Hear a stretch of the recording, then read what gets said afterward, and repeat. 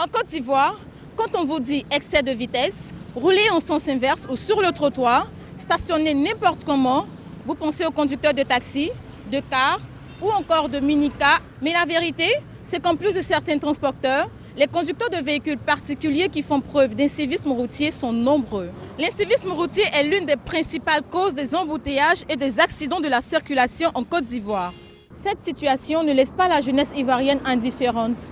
Dans le but d'y remédier, plusieurs associations de jeunes ont vu le jour. C'est le cas de l'Organisation des jeunes ivoiriens pour la sécurité routière. Parallèlement, l'État ivoirien a opté pour la mise en vigueur du permis à points cette année. Chaque permis de conduire disposera d'un capital de 12 points qui sera réduit à chaque infraction commise par son détenteur. Et si ce dernier épuise tout son crédit, son permis de conduire lui sera retiré. Quand on parle d'incivisme sur la voie publique à Yaoundé, on pense tout de suite à l'occupation anarchique de la chaussée par les commerçants. Malgré le réaménagement de plusieurs marchés, les commerçants ne trouvent pas toujours leur position satisfaisante et transforment leurs boutiques en magasins pour être au plus près du consommateur. Sauf que ces installations temporaires finissent parfois par être définitives, rendant ainsi la circulation quasi impossible. Là, nous sommes en route pour le quartier Vogatan en Ambala. Ce n'est pas loin, mais on peut mettre des heures à y aller à cause des embouteillages. Des bouchons qui sont causés par les taximens qui ramassent les clients au beau milieu de la chaussée. Il y a également les mototaximens qui bloquent tous les carrefours et les automobilistes qui se garent à tort et à travers.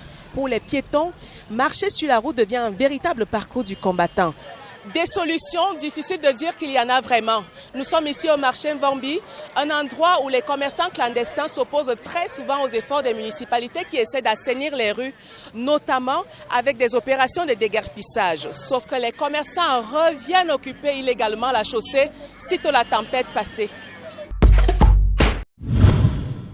Chez nous, en Guinée, l'incivisme est aussi une affaire de voisins. Commençons par l'incivisme auditif. Cuisiner, c'est bien, mais quand quelqu'un qui habite au 3e ou au 5e étage prend son mortier et son pilon et se met à piler, cela perturbe la quiétude de tous les occupants du bâtiment. Bon, c'est vrai que c'est moins fort que la musique. On dit qu'elle adoucit les mœurs, mais quand votre voisin met à fond sa radio de jour comme de nuit sans se soucier de l'entourage, c'est quand même souvent source de conflit. Poursuivons avec l'incivisme olfactif. Attention aussi à où vous étendez votre linge, car certains n'hésitent pas à déverser leurs eaux usées par la fenêtre. À moins que ces eaux sales ne se répandent encore dans la rue ou devant le portail du voisin. Et puis, il existe aussi l'incivisme sur la route. À Conakry, ne soyez pas étonnés quand un conducteur de véhicule stationne devant votre portail, vous empêchant de rentrer ou de sortir de chez vous.